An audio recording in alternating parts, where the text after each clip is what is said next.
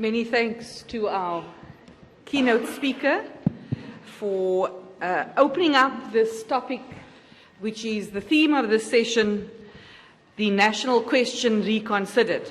I think he has certainly raised a number of very interesting points for discussion and debate. And to start us off, we have two respondents. We will ask them both to come up to do their responses to the address that has been delivered. And the first is Mr. Lybon Mabasa. We'd like to ask you to come up, and also Enver Motala. And as they come up to the front, I will just give you a very brief introduction to them. Lybon Mabasa is the co-convener, was the co-convener of the National Forum with Neville Alexander in the early 1980s, a past president of the Azanian People's Organization, AZAPO, and presently is president of the Socialist Party of Azania, SOPA. Before he starts, also let me introduce Enver Motala. He's been active as an educator in working class and community-based organizations for many years. He has also worked in government and is presently working for the Nelson Mandela Institute at Fort Hare University and an adjunct professor at NMMU. But over to Lybon for your response. You have 15 minutes. I'll give you 5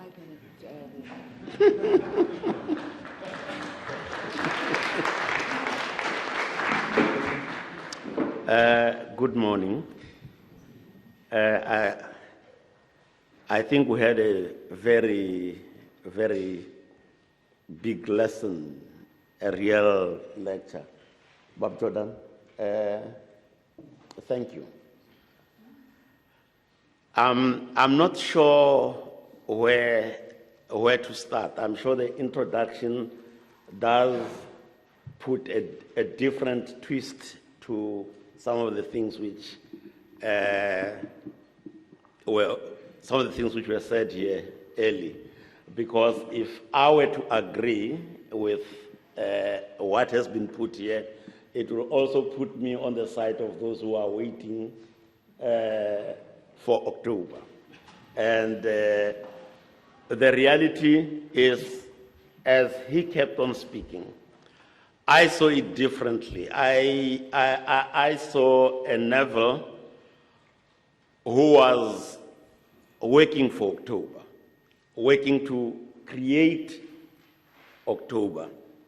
That Neville had not really, obviously over a period, a person goes through a lot of experiences. Marxists, as you would agree with me, time and again reassess, analyze their position vis-a-vis what is actually happening in the world where they operate. His book, One Azania, One Nation, maybe on the first part is a testimony of that.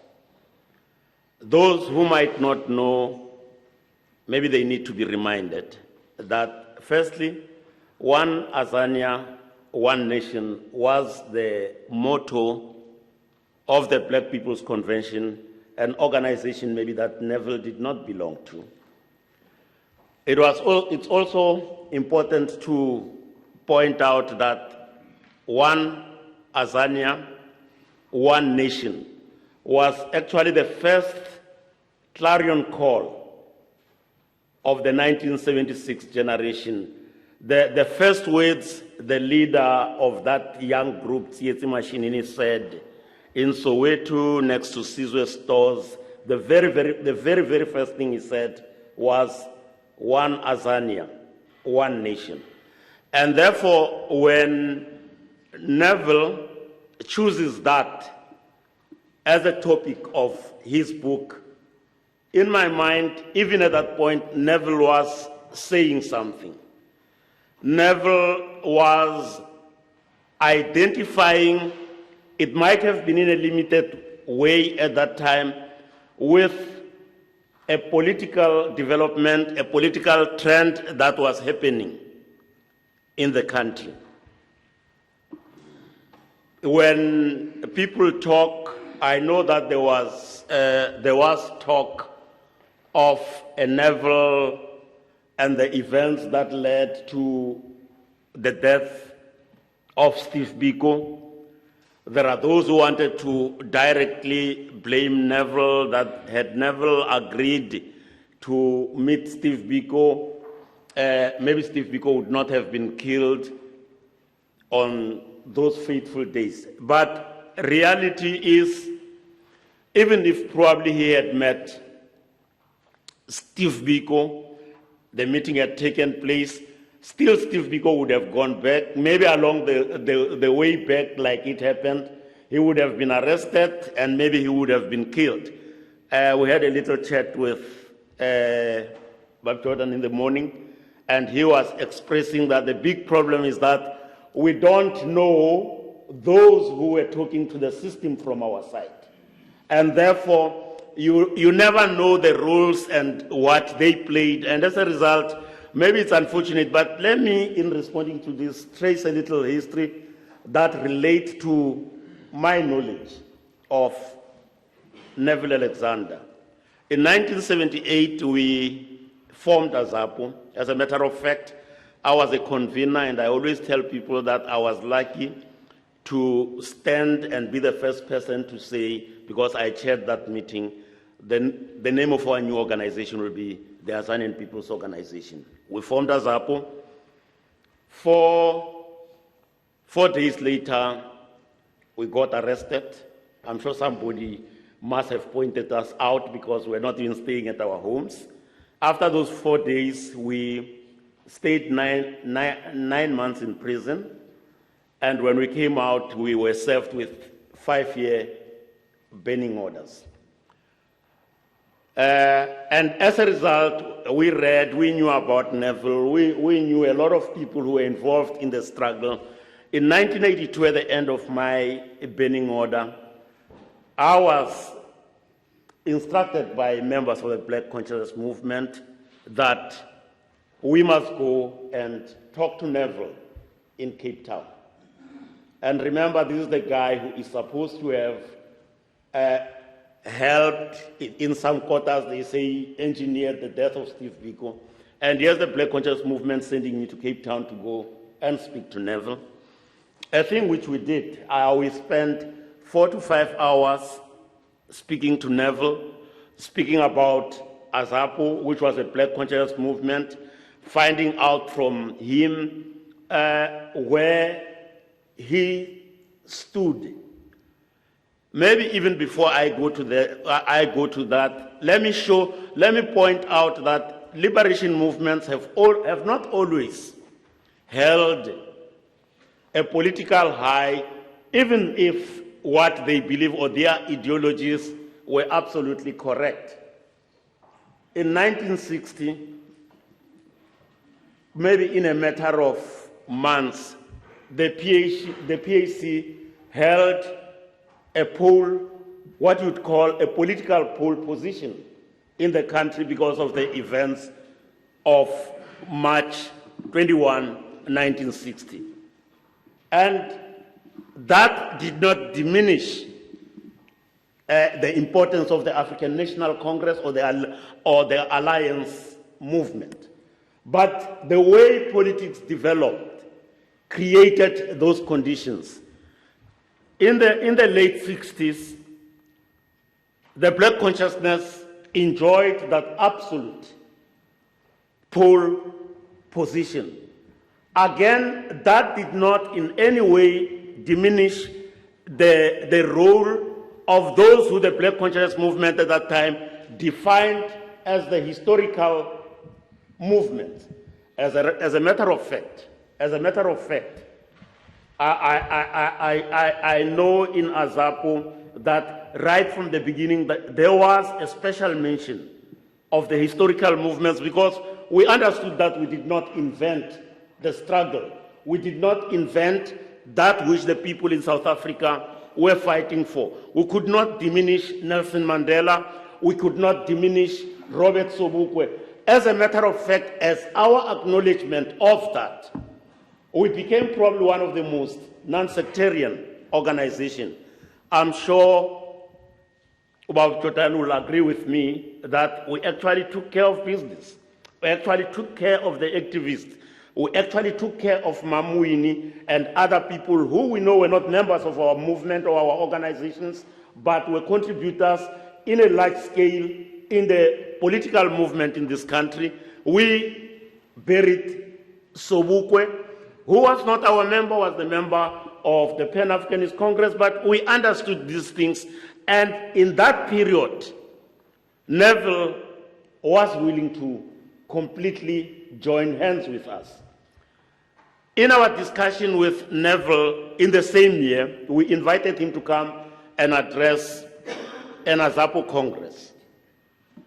And because people had this stereotype that Neville was against the Black consciousness movement, that he did not agree with us, his address at the 1983 Congress of AZAPO at Lay Ecumenical Center in Pietermaritzburg was well received, but some journalists, detractors I suppose, wrote a story that Neville told members of AZAPO off about their racism and criticized Steve Biko. I remember we held a press conference. In that press conference, it was myself, it was Neville, it was Seth Cooper, and Neville spoke, and he clearly pointed out that he has no problem with Black consciousness, he has no problem even with its ideological positions, and actually that he was willing to work with the Black consciousness movement. And it was out of those discussions that that we talked about the idea of setting up the National Forum. Again, for someone who did not want to, already 5 minutes. Oh. For someone who was supposed to be waiting, he could not have really agreed to be part of the convening committee of the National Forum. But Neville agreed to be a convener of the National Forum. And people must remember that this happened before the formation of the United Democratic Front. 267 organizations attended the launch of the National Forum, and throughout that process, those who would know the history at that time in Cape Town, there was the Disorderly Bills Action Committee, which morphed into the Cape Action League, which created the core that later became WASA. And I remember Neville was one of the major people in producing a major pamphlet, which I'm sure there were about 4 million of those pamphlets which were produced. And we went throughout the country talking about why the tricameral parliament would not work and what the regime was doing. And we got arrested in airports, we got arrested in the streets, and this was the work of Neville. It could not have been one who has been waiting, but it was one who actually happened to have wanted the October to come. Maybe in conclusion, I don't know why this time travels so fast, but it's okay. Maybe in conclusion, let me say that Neville struggled very hard to be part of the labor movement in a non-sectarian way. The comrades of Warsaw, Salim, Comrade Mandlas Lewani were extremely active in the trade union movement in Sakau and Kausa then, which later became Sakau. If Neville did not succeed in those organizations, the history is there to show it wasn't actually because he wasn't trying. Maybe it's that every time the spaces were being closed, and in most instances, extremely, extremely violently. Thank you. Thanks to Dr. Jordan, Lybon, for your thoughtful presentations.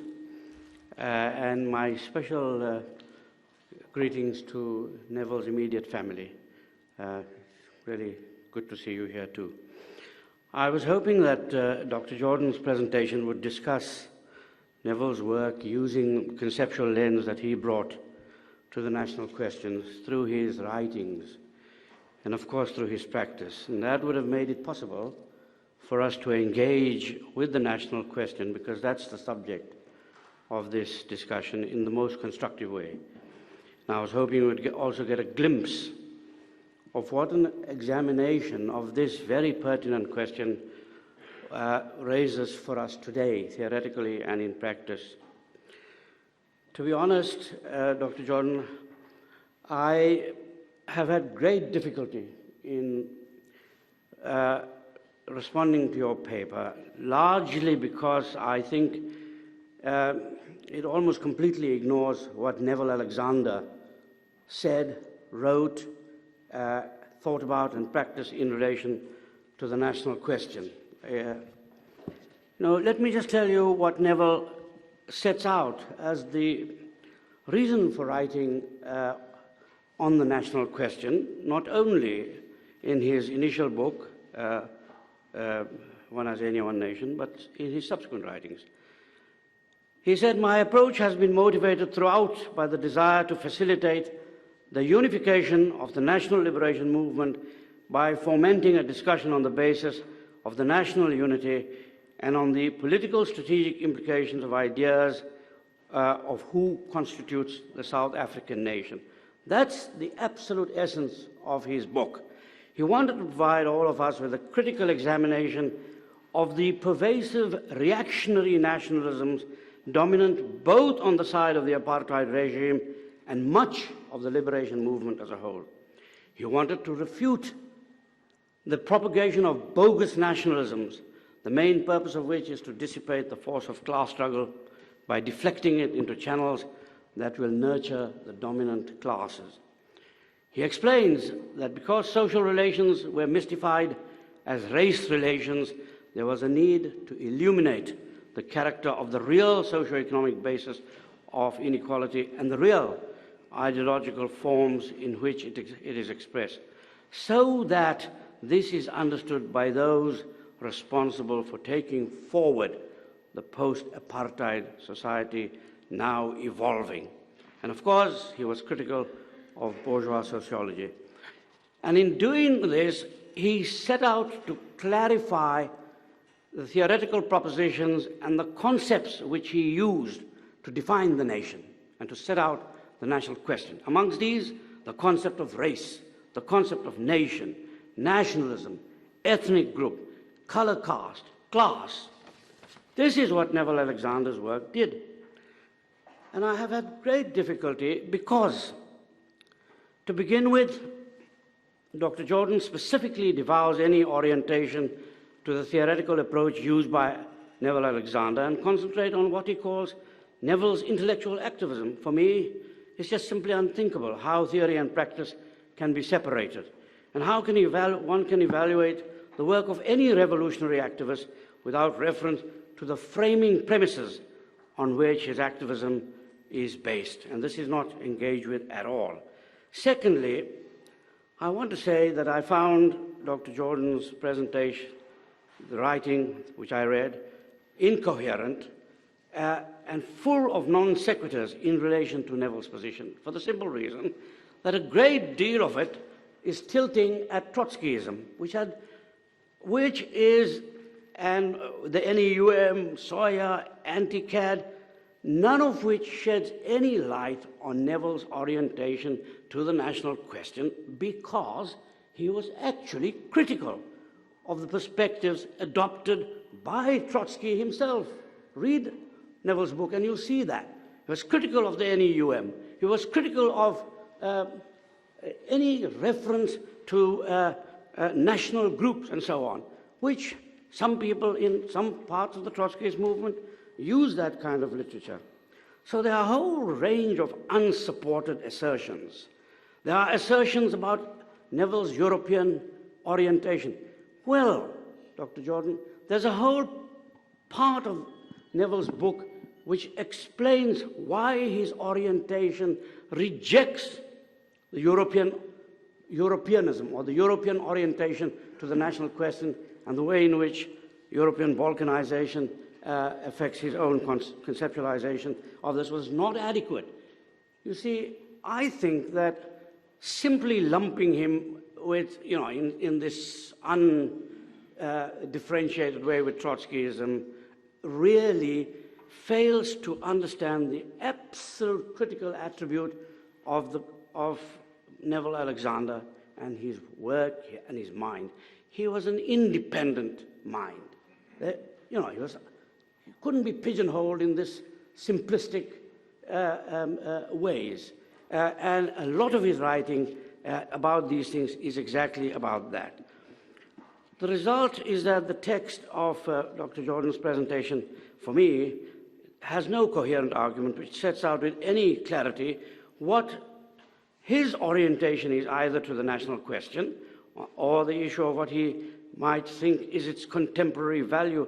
And I'm really surprised that there's no reference to what the contemporary value of this discussion of the national question is. There are just too many places where the actual position Neville adopted are ignored or misrepresented. There certainly is no orientation to his approach to the language question, his orientation to the question of race relative to class, his orientation to the way in which and in fact Dr. Jordan in his paper uses the racial categories of apartheid in the most unproblematized way. So in effect the eclecticism of his approach makes it very difficult to understand his central arguments either by reference to Neville Alexander's work or even independently of it. By the way, Neville does not dismiss the idea of race as a social construct. Dismiss is not what Neville does. Yeah?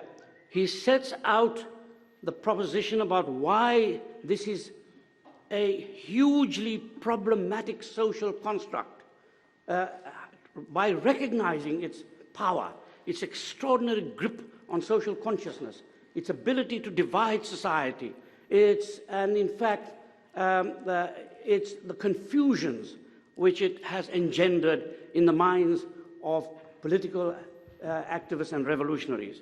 That's what Neville does. He doesn't just say, well, it's a biological construct, therefore it has no salience whatsoever for analytical and other purposes.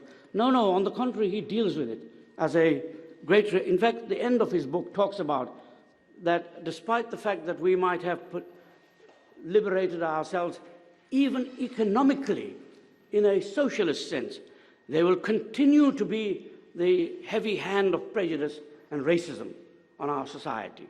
So the idea that he dismissed the concept of race is really seriously problematic. And I could go on saying this, I could substantiate each of these criticisms I now make in great detail if there was time. Unfortunately, there isn't. And quite honestly, given the fact that many in the audience might not know the details of Neville's work, I was hoping to actually take people through the main elements of his approach to the national question. Because in the first 4 chapters of his book, One Azania, One Nation, what Neville does is that he sets out the background to the problematic. And by the way, he's unstinting in his criticism of every conceivable political approach, including the Fourth Internationalists and Trotskyists, the Unity Movement, of course the ANC, the Black Consciousness Movement. He's critical because he wants to set out a proposition about what the national question should really be focused on and set out. And I urge those who want to understand Neville's work, and by the way, there is a really rich discussion in his writings because he talks about even the conflicts within the national movement, within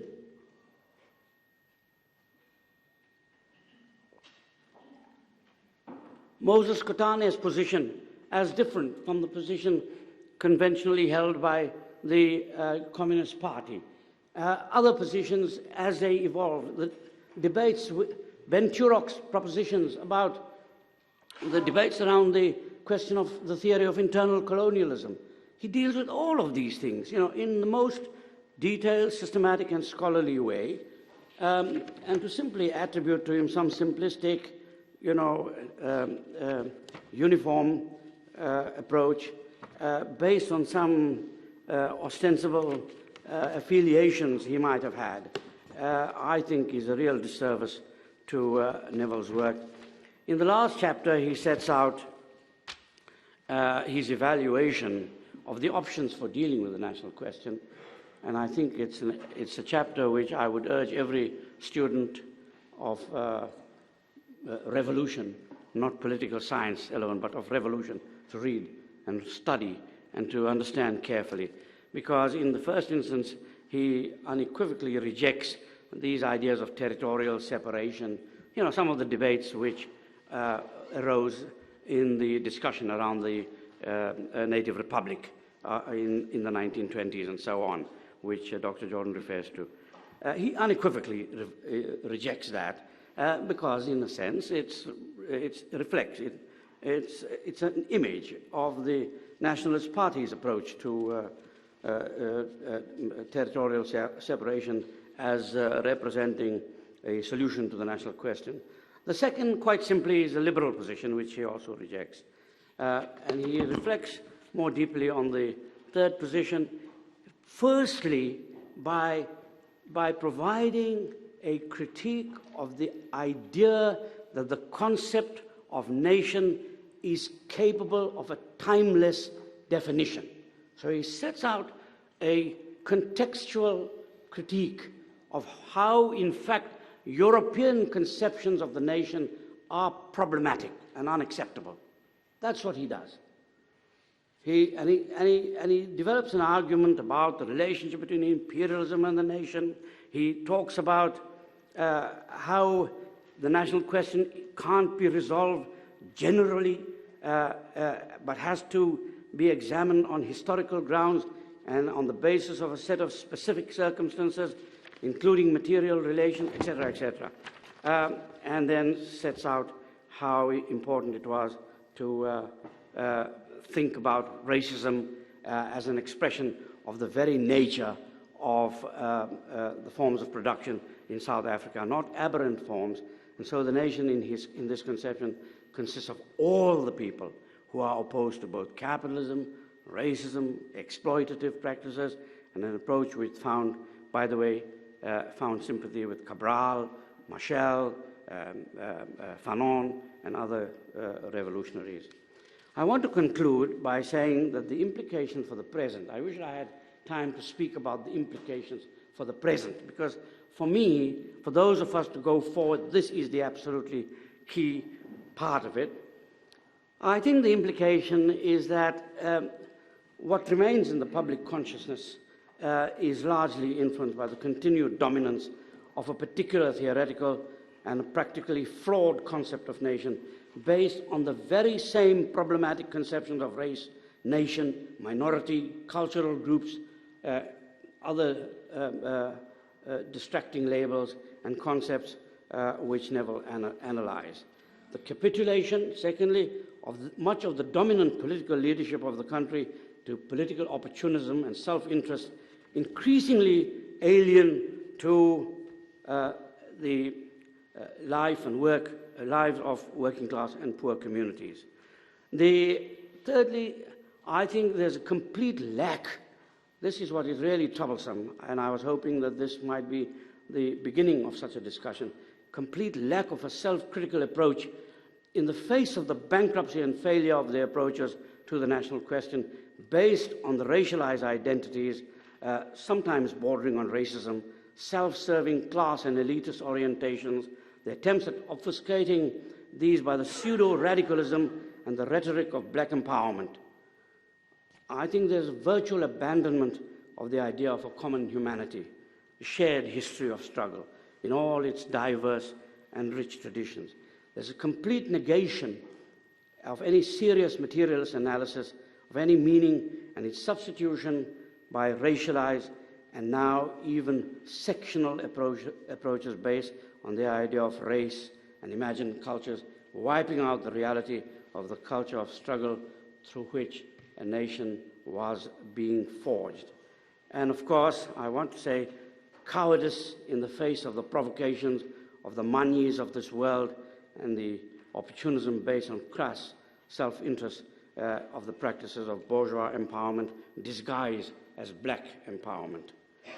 And ultimately, to compound all this, the capitulation to a global neoliberal agenda.